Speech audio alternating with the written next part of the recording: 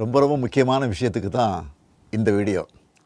இன்றைக்கி காலையில் நம்ம அரசு சார்பில் 5000 ரூபாய் உங்கள் அக்கௌண்ட்டுக்கு வந்திருக்கோம்.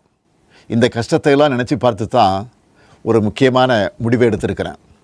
அதன்படி இந்த பிப்ரவரி மாதம் மட்டும் இல்லாமல் அடுத்த 2 மாதம், அதாவது மார்ச் ஏப்ரலுக்கான உரிமைத்தொகை தவணைகளை சேர்த்து 3000 ரூபாயும், கூடுதலாக கோடைக்கால செலவுகளை கருத்தில் கொண்டு மேலும் 2000 ரூபாய் சிறப்பு தொகையும் சேர்த்து இந்த பிப்ரவரி மாதம் 5000 ரூபாயை சிறப்பு மகளிர் உரிமை தொகையாக 1,31,00,000 பெண்களுக்கு வழங்க உத்தரவிட்டிருக்கிறேன்.